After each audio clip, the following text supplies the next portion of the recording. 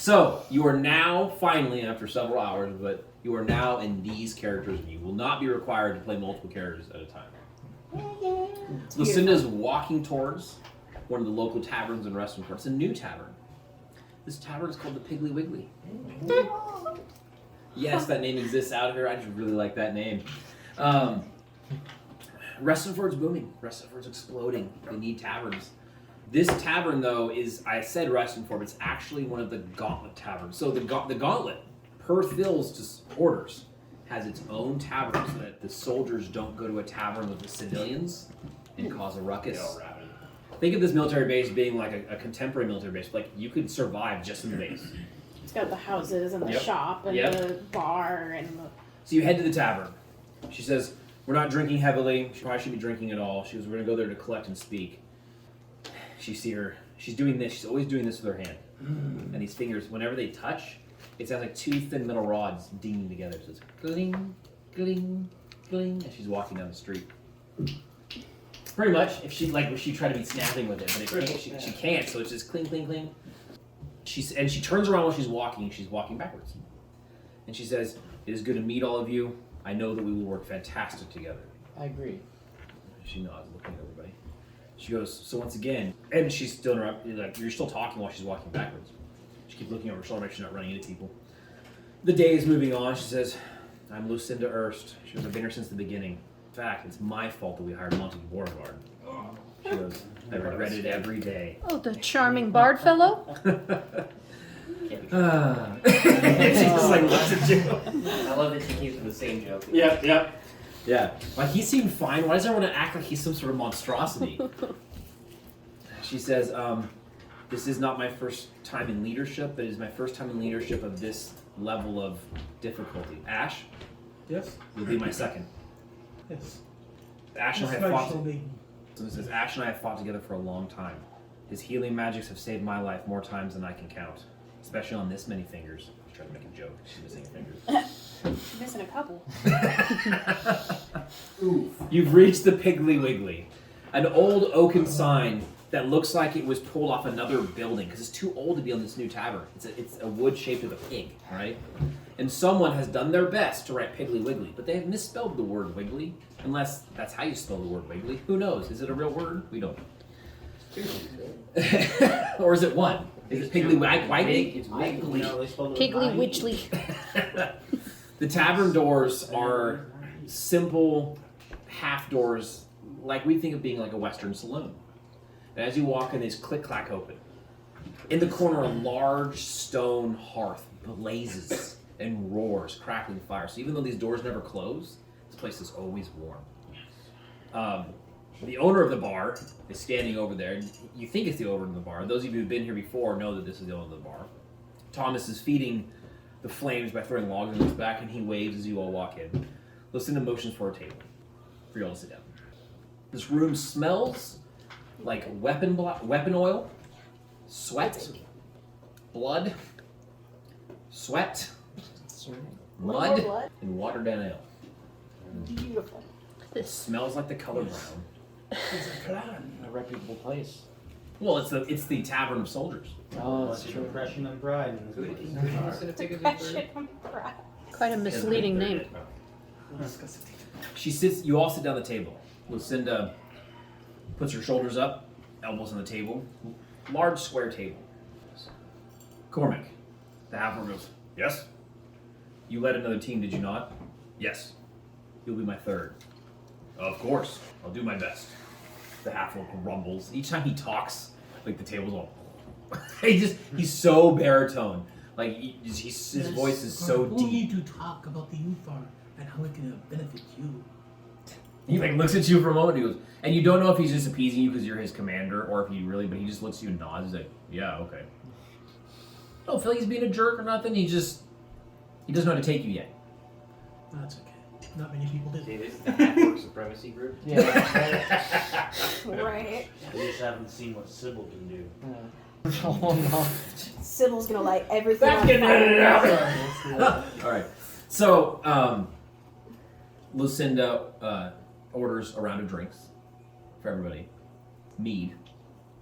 I don't drink. Ever. It Yeah. messes with my aim. She never touches it. They just have honey. Lucinda's like looking across the table. She goes, I hope you know that we're going to be traveling to places where you won't always have your pick of what you want. It was just a simple question. Like, ah. She says, I come from the old school. We won't be taking many breaks. That's it right there. She has learned well. Yeah. Gabby's like, yeah.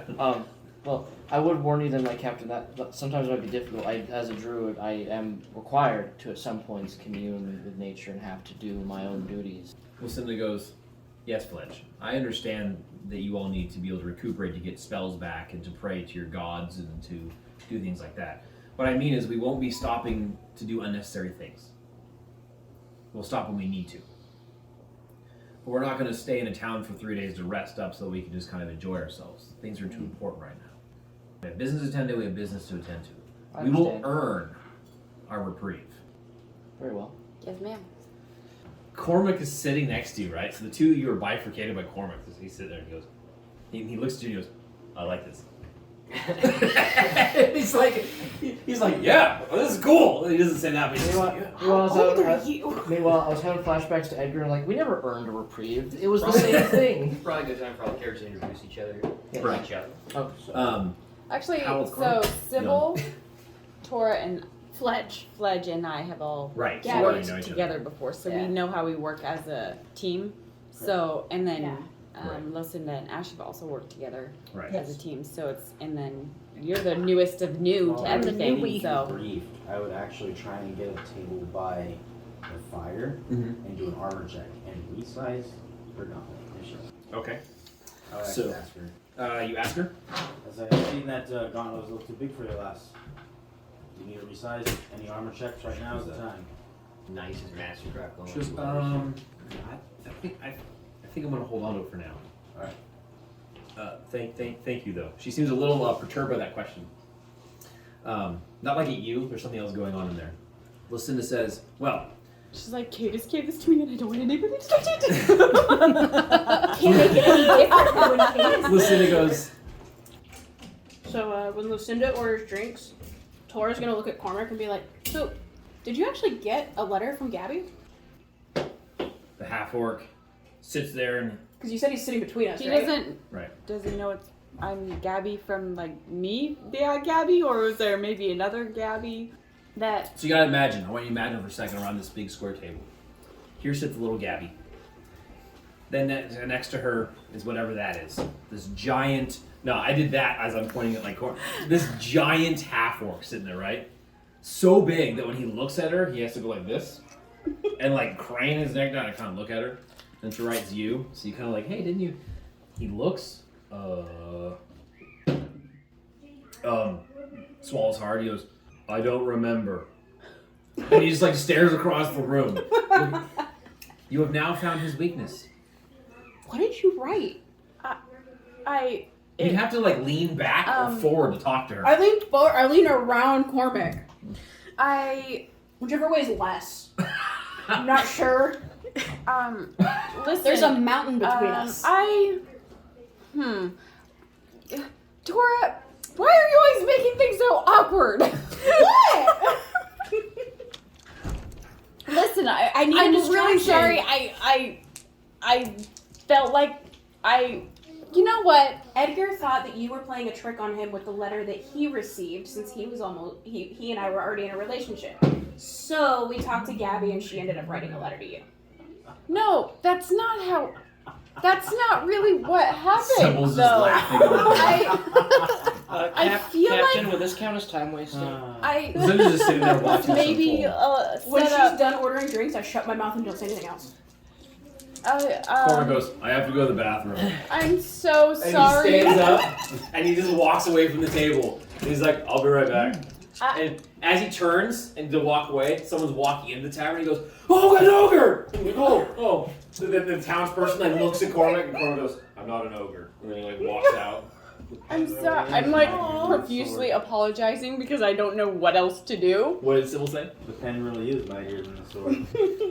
Fletch meanwhile had no idea what even happened, so he's like, what are you guys talking about? Okay, so Anyways, boss, what were you saying? Edgar got a letter from Terra Sonora. Is that who it was?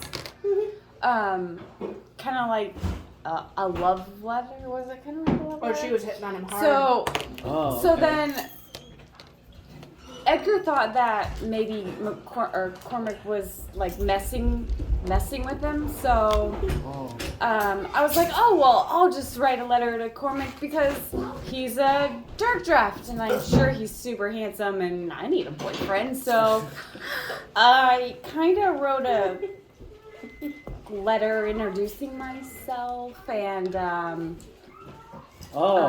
it's not really something that I would normally do, and I didn't think that we would be in a party with Cormac. I really didn't think it would go anywhere, and I'm super embarrassed because Tora does not know how to keep her freaking mouth shut.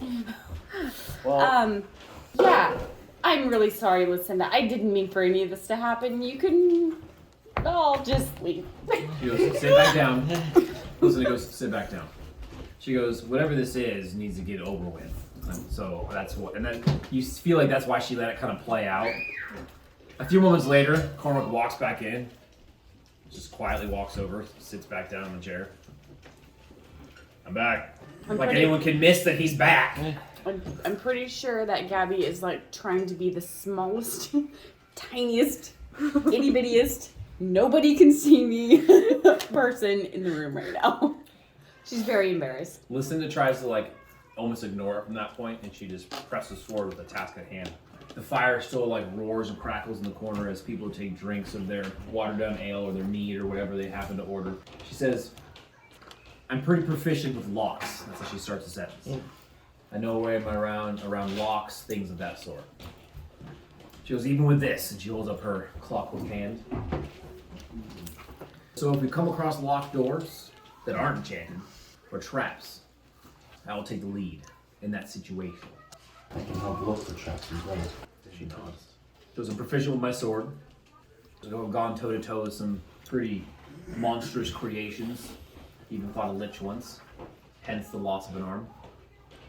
She's looking across the team. Why would Abdul do that? She goes, no, Abdul's not a lich. He sure does look like one. I am a priest of Flandel. Flandel Sealskin. He is the blacksmith, so anything you need worked on, anything in the field, on the go, I can make it. She looks at her arm. Pretty much. She doesn't look, she almost like she doesn't want you to see her look at her arm. She's like, kind of, she goes, that will be useful. As we're talking about this, like I went over to the fire, I'm making silver arrows. Like I'm pouring my own silver Nice. Okay. into it. That's what that one is. I'm making silver arrows. I bless every fire I am around. that's true, he does. You also light everything on fire. I am almost a self-pronounced proxy, but I know there is one out there. I strive to become the best pyrosmith there is. Well, glad you have it on board. Looks at you. I see that we are demonstrating our skills. Since none of you know me, I want it to be put to rest that you can depend on me. I would wish to demonstrate my skills to you so that you can better know what situations to put me in. So, please, if there's anything I can do to allow that. I am very skilled with my axe, and I am notorious for hunting down mages. That is my number one priority. I also have a particular gift with numbers, and she is kind of studying Lucinda as she's talking. Does Lucinda have any visible scars? And if so, how many? Torn arm off of his body? Yeah, but like any like slight scar, small scar, anything visible on her? Oh, she's an adventurer. She's scarred all over. Okay, so how much would you say that she has? There's a prominent, like, on this shoulder where she lost her arm. like it's all scar tissue all around here. She has like a small one on her chin. She doesn't have any. I mean, she's missing an arm, but she doesn't have like large scars. But there are definitely cuts across her arm where she probably was attacked by owlbears and all sorts of creatures and monsters. Gotcha. I would say that she's got a decent amount of scarring. Okay. So Ify says, I see that you have this many scars. I am rather good with numbers, so. Roll an intelligence check. Oh, I got 10. Do you want to roll lower or That higher? has a pass. You want to That's roll pass. under your... Okay. So she would know exactly how many So you scars. tell her that she has 27 scars. Mm-hmm. She looks at you and she goes, "Do I?" And she's and She's listen, probably like gonna like count starts like them up. looking and she goes, that will be useful."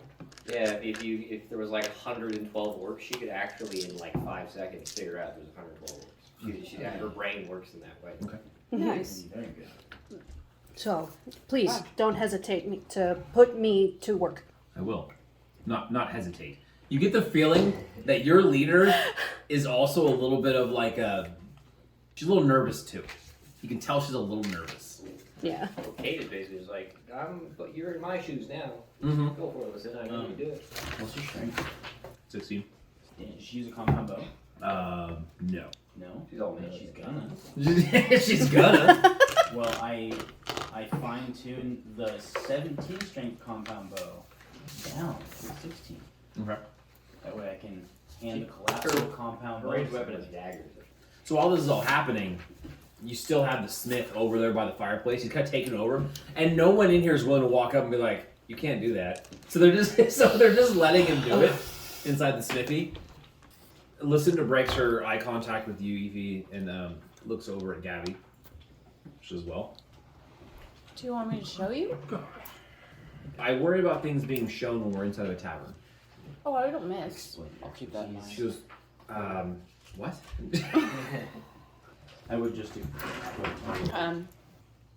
Tora's gonna put her trust in Gabby. Sorry I embarrassed you earlier. I empty whatever mug is in front of me. Mhm. Like I just chug it. Mm-hmm. Go and stand over against the wall that's like next to the door, and I set the mug on top of my head. Okay, so you begin to do all this. Lucinda she's just staring. Do you want one or Maybe three? the book one there. If you hit it with all three, do it. This is a tavern full Make of some people, spells Gabby. hard to find. Yeah. Only one. If you're going to even think about doing this. Okay. Lucinda seems to be reading the situation, and she decides to let this play out. Okay. She's just watching. And Cormac I- goes, wait, Miss. is this a Watch is this a this. good idea? Cormac he's like looking around the room. Watch this big guy. Can we say protection from normal missiles is an air spell? I don't think Gabby would even have to roll in this situation. No. No, she doesn't. I'm not even gonna worry about it. I get to take the time, and it's only like Right. 10 feet. So Like you watch it- Gabby stand. And the mug, blink, sticks to. She shoots through the handle of the mug, and sticks to the wall. A couple of tavern people but they're gauntlet members, right? So like look over and they're like, oh. I pull out the arrow and grab the mug, hand her the arrow, set the mug back on the table. Evie's clapping. Lucinda goes, "You're a competent archer. Good." She is quite impressive. She looks over at Cormac. You. He goes, it's probably pretty obvious where my abilities lie. He goes, but I don't know. and he like looks at Gabby and he goes, I'm pretty strong. Sorry, that's an out of game laugh. So in game, And you watch, Tora's straight and face. Cormac sits there and he goes, I mean, like, I can, and then when he does that, like his arm, you know, it's just, he's like this, he goes like, oh, and he kind My God, lad. You can li- of, he like flexes a little bit, and he's just, Sybil, I think his arms are bigger than your whole body. Yeah. I mean, for a dwarf, you are kind of. Not again. Not again. I mean, for a dwarf, you are kind of Lucinda goes, short. Lucinda goes, he's not a dwarf. Oh, it's an ongoing you. joke in the group. Thank But it was. in Well, our I'll tell you right now, Gabby, he goes, you call me an elf? She goes, we're gonna have words. Not because I hate elves, Yes, because I am a ma'am. half orc. Yes, ma'am. Almost kind of like defending She, Sybil. so Gabby, and whenever there's like an authority figure, she's never like like her dad taught her, you do not disrespect any of your superiors. Right. So she. So anytime one of my superiors is like, you don't, he's like, yes, ma'am, yes, ma'am. Cormac like continues. He goes, I dual wield, and I'm competent in combat. And you see him trying to search for things to do. He goes, I can open doors with my hands. And Cormac's usually better spoken than this. Something's going on, though. Like, because some people here know Cormac a little bit, and he's. I don't think I've ever traveled. Okay. No. No, Tora and Sybil didn't know. But yeah, he goes, point me in a direction. I got you. And she smiles. She goes, good to know. You there, Fledge. Yes. He just like puts down. She goes, I know you're a druid. Oh, one more thing. I go and stand next to Fledge. Well, tries to. Fledge gets up. You have to move. Yeah, sorry. And he just gets up and moves.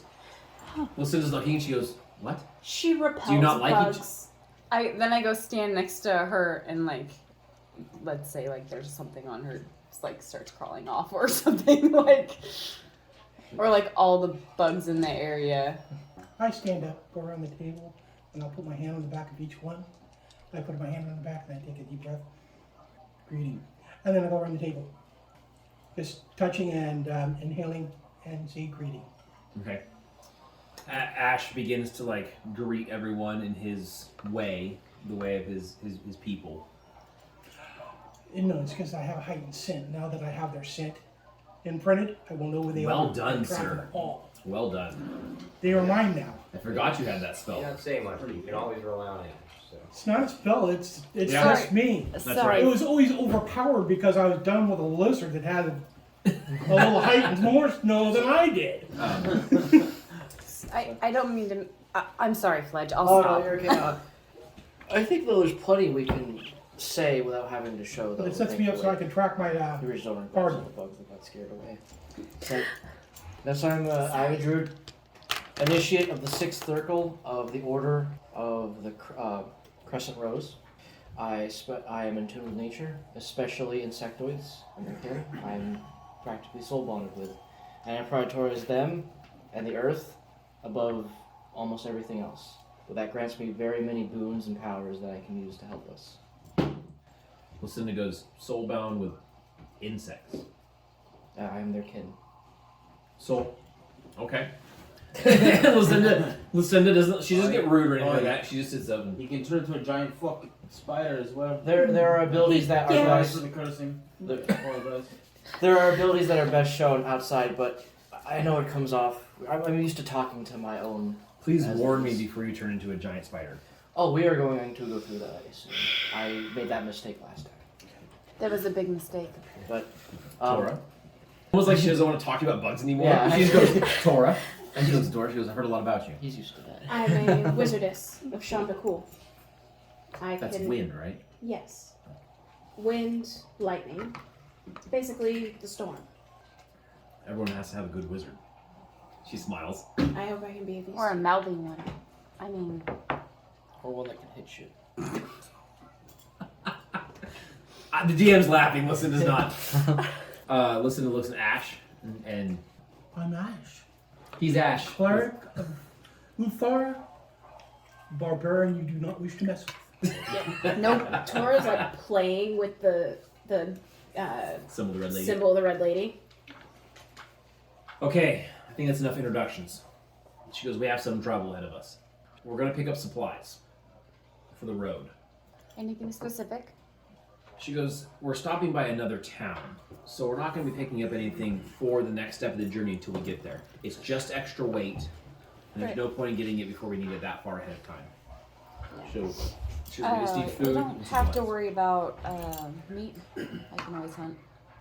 That's appreciated, but that'll slow us down during our travels. Hunting. The grass. Eat the grass! Maximum Yeah. efficiency, lowest morale. I do inform her that I'm quite skilled in that area, so it doesn't typically take me very long. Okay. And She nods. wouldn't. In the time it takes us to set up camp, Gabby can usually have food ready for us to cook. Okay. She is that good.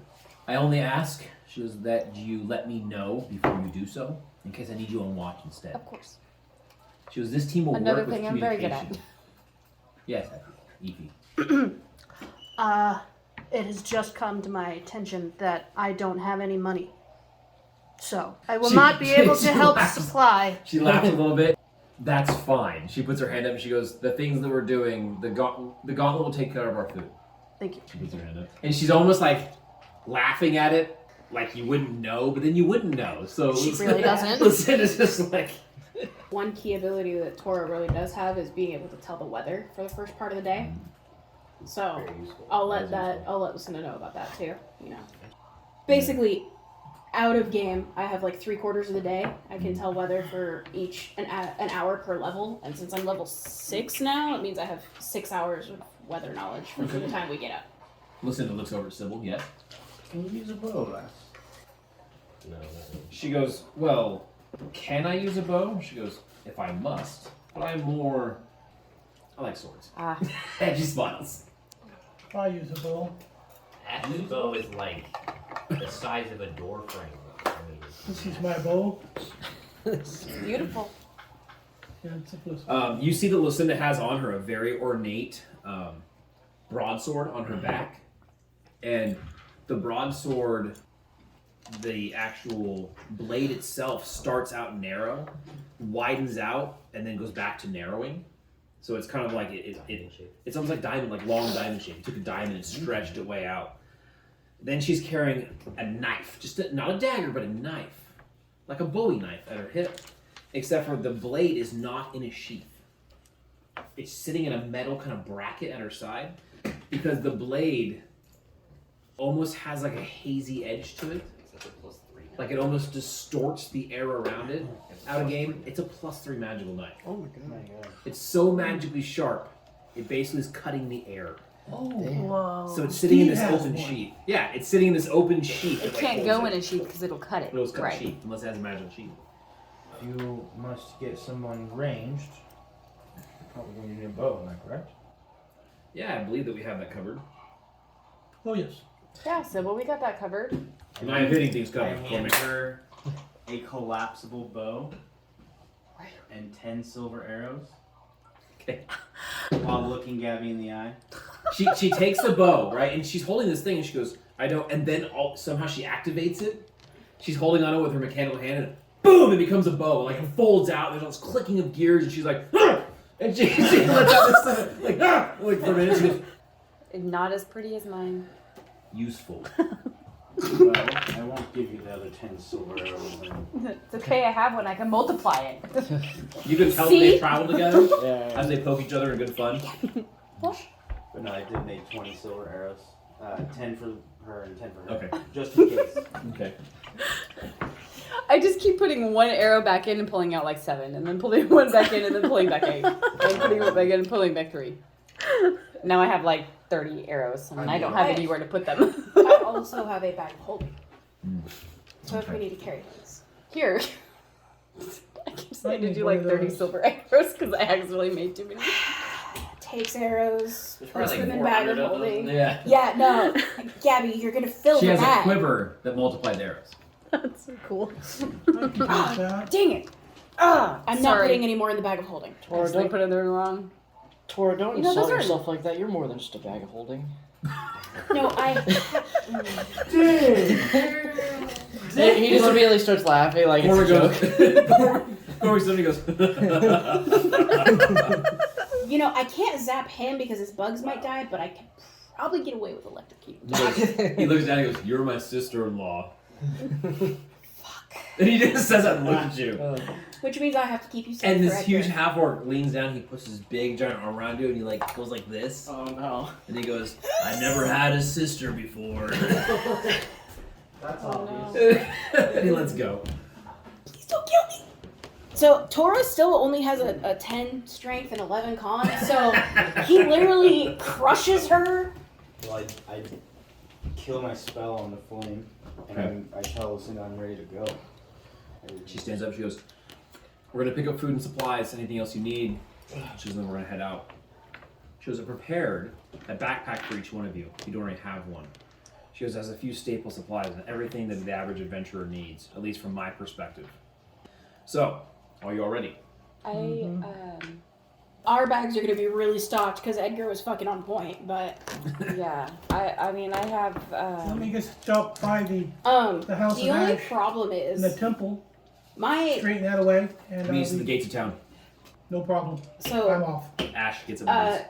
I'm guessing Edgar Oh, typically carried a lot of Taurus gear because my weight allowed is 40 I'm pounds. gone. You bag of holding. You don't need I do have the bag of holding now. Right. Yes. I move quickly. But we just got that from Monty like a week ago. I move faster than most people. He's a barbarian. Yeah, he's a big old tall barbarian. So we got the fastest and the slowest. Easy, easy. Whoa there, easy. I can turn into a Some movie. gnome hate. All right.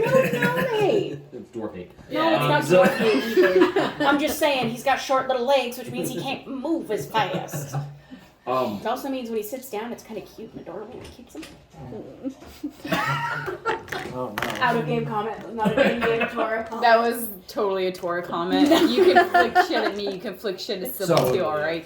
To progress, we find ourselves at the gates of Restonford. The big stone wall that runs around meets up to Restonford. Restonford is about to be behind you. You don't know when you'll return. New compatriots banded together. You're about to hit the road once again. What you're going to come across, there's no way of knowing. New journey, new friends, new monsters, new villains, who knows? But you're on the task for the gauntlet.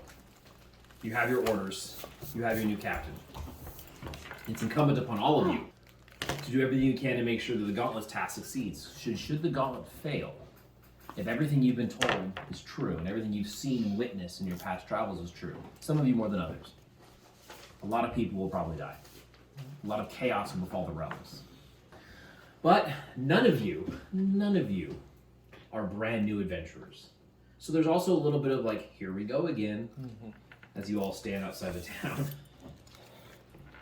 Oh boy, you're at no killing you. So I feel bad we didn't get to really say goodbye to Edgar. I mean, she did. yeah, it's okay. We'll write him letters. You can't write him letters. You do notice that she is wearing his holy symbol. It kind of sticks out. It's a red knight from like a chessboard. On my purple So clothes. we're outside the town right now. The cold wind blows across the plains outside Restonford, and it is like already turning your noses red and biting at your ears because fall/winter is here in the realms. Lucinda, anyone who didn't already have gear has a backpack. I forgot to say I had a backpack. Good. That's where Any extra gear would just been put in the bag of holding because you can't have enough rope. No. So do we want to write down how much rope I have in the bag of holding? No, because you have enough. Yeah. At a certain level, that's not even necessary to keep track of. Right. I mean, What are you missing then? we can produce it. We can produce rope. He turns into a spider. I craft the rope. Well, it's kind of gross, but Yeah, I can make Right. silk. Well, he can get a bunch of silk. Yeah. So the party begins to head south. The first part of your travel south is not by foot. It is by gauntlet carriage. You board the open-top, fast-moving wagon and are taken by one of the gauntlet teamsters, which there are many, south as far as the roads will take you, on this new tradeway, a road that did not exist mere months ago and appeared when Joaquin herself was brought back from the Nine Hells. And in benefit for the Gauntlet and everything they'd done, she created this tradeway with her magical goddess powers. the next rest for directly Baldur's Gate. Yep. And then from there you take the trade with Right. small testament of her power. Right. Lucinda had hooked up with a carriage that was heading actually south to another town called Potts. And that is where the wagon's going to drop you off, because they have to head to Potts and then bring supplies back and forth. But this will get you south way faster than by walking. So we'll have to say hi to Mondo. If he's there. Well, he was the mayor, so you he mean should be. You're right. I was thinking someone else. That's because that's the town that's by the swamp that we rescued. That's where Edgar got turned into a bugbear. It is where Edgar turned into a bugbear. Oh, what was he before? Human. Oh, Yeah. I'm sorry. Yeah, no, Edgar used to be human. I'm sorry. Humans are bad. Yeah, no, he was a human who fell. I mean, if she would probably tell you to, they blew up a well of creation and it polymorphed him into a bugbear. Hence Yeah. the lecture from We Abdul. broke a jar of jesting on a well of creation because it was the only way for all of us to not die and destroy the entire area. Hence why I look Hence- 19 when I'm actually 25. I like how Bart And just why got, I'm squeaky. just got out of So that room as that was fast something I as didn't he tell you could. about Tora's voice. Tora's voice actually sounds like she's talking down a metal tube. And it's like super tinny and kind of like high pitched. Well, not that. The fact that our mage loved haste. Yeah, haste is really effective. You'll be happy to know that Tora does not know haste. See, that's like a real thing. Several days have passed, and the party is in the back of this carriage, riding across. Mm-hmm. After these several days, you've reached the intersection of Potts. You disembark from the carriage as it turns down and starts heading towards Potts, and Lucinda keeps walking. Heading into Potts is going to take an extra day and a half Right. to walk to, so there's no reason to go there. So if anyone had high hopes of staying in an inn and not sleeping under the stars, that dream is broken. I love sleeping outside. It's actually one of my favorite Right. things. I have a regular cloak on top of my cloak of protection, and I'm probably still shivering in the rain. All right. I mean, This is Are normal you for me. wearing the cloak of protection +2 that Abby gave you, Evie? Yes. So remember, it's +2 to your AC. And saves. And all saves. Yep. Awesome. You watch as the carriage disappears in the distance as you begin walking once again. So once we're out of anyone that possibly scared, this is probably where Fledge is like. So this is the spider that I'll turn into sometimes, Lucinda, and this is those giant mantises I can make to fight with us in battle, and I can also entangle and heal and all that stuff. So. If we would have a free day, yeah. As long as I'm not. And if they're sleeping next to walking, you. You've learned a lot from each other over the last couple of days, and yes, you show each other what you can do. Regardless of whether or not he's on your team, Fledge being able to turn into giant insects is probably terrifying. I mean, it's friendly and stuff. It's not that scary. It doesn't really scare me. I'm like an outdoorsy kind of girl, so. Ify is a nomad. She's dealt with a lot Yeah. of bugs crawling on her in her sleep. it absolutely terrifies Tora. Tora is the girliest of girly girls that you'll ever meet. Probably why you sleep next to me so the bugs. Last couple days, one thing you've learned about Now that Cormac, Edgar's not here. when there's nothing left to do, Cormac is doing some sort of physical activity. So he's best friends with Sybil. Or what? Like Sybil. So within a few days, Cormac and Sybil and whoever wants to join are doing calisthenics. What's a calisthenic? They're doing push-ups, Okay. squats, Body weight exercise. sit-ups. He'll Oh, ask someone- Ify would join. He'll ask for someone to come sit on his back. I'll do push-ups on his back. Cormac is always trying to improve his physical ability. Always. And in fact, you and him might have slightly bonded over that. Yes. Because I know that Sybil was always also keeping himself in top Always. shape. Oh yeah. Gabby spends 75% of her downtime working on her bows Downtime. That's and very arrow. ridiculous. I mean, I don't mean downtime. I mean, You mean right before everyone goes to sleep, you take 10 minutes. yeah. Lucinda No, shows 7.5 minutes. Lucinda shows herself not to be a complete driver. I mean, she expects people to take shifts on watch. She expects people to all get up at the same time, and camp better be packed up within a small 15-minute window. She doesn't get loud. She just says this is the way it's going to be. But after a few days, you begin to kind of settle in with your new group. And every third or fourth day, Ash takes a shot forward, and you come to a camp already prepared and ready with food waiting for you. Makes sense. I would trust Ash to do that. Travels quick. Using the campsite spell that he has. Don't you have an easy road spell that can increase? They also do. Yeah. And we also do that every now and then. Yeah, that increases your travel for part of the day. Mm-hmm. He's much better now at it than he was It's your 5th day of travel south. You're walking along what we'll call a loose road. It's a road in name only. The ruts are deep and are still full of water from the rain days before. Huge puddles that are misgiving in their size. And if you step in one, you're up to your knee. Or in Cormac's, up to your toe. For Sybil, he drowns. Or Sybil, he drowns. The grass on the sides of the road has grown tall and begin to kind of like peel over into the road. And it's beginning to brown as the temperature gets colder and colder and colder and more cloudy skies. Once again, it's not raining, but the wind. The wind here is just battering like all the time. But all the fields, you can watch the wind hit and it looks like giant invisible snakes like dancing across the top of the grass as all the grass moves in like motion with itself. And these just endless fields of brownish green grass dancing. You're all travelers. Normal humans, your feet would have been like obliterated and bled through your shoes by now. But adventurers walk. That's what they do. It's about midday, based on where the sun is. And you can hear what's left of the birds who haven't migrated or flown away, winter birds who would stay here in this area. They're making their songs. And the wind begins to slowly die down. The wind picks up. The wind picks up. Roll a. I'll let you roll because you worship the goddess of winds. What am I rolling against? You're rolling under your intelligence. Okay, I passed by 3, 2. You get an unsettling feeling. I tell Lucinda this isn't normal. What's not Lucinda normal? doesn't. You think understand what you're saying? She's like, what do you mean? The wind, it's unnatural right now. All spellcrafters in the party who cast arcane magic make a spellcraft. If you have spellcraft. Basically have to. That was a fail, dude. I'm sorry. Where's my spellcraft?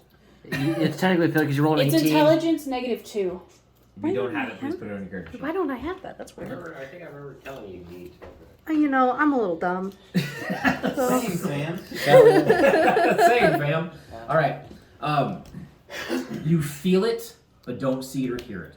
Spellcrafters, the hair on the back of your neck stands up. There's a small twirling, kind of like a tornado of weird emotion inside of your stomachs. Something just happened. There's another spellcaster around here. Nice too. Then you all hear it. I knock an As arrow. you turn, Down. knock an arrow, whatever your action is to be, something got the drop on you. Shit. In that moment of turning, you all, for just a moment, see the shoulder, head, and leg of some sort of robed figure as it steps back through a portal, not coming to you, but away from you. And sitting on the ground, right where it was, as that ripple of magic two-dimensionally like shuts its way through the ethereal, there is a glass sphere of smoke and haze, and it goes. Get away Lucinda from goes, it. "Weapons!" She immediately just yells weapons and draws her sword. Her mechanical arm like throws up and like draws her blade, and the smoke goes all across the ground. Like we would think of like a current day like smoke grenade, Dissipate vapor. and it just. I gotta look up exactly how it works. You don't have enough time to No. get off a spell before what I'm about to describe happens, or we're going to be required to roll initiative. Gotcha.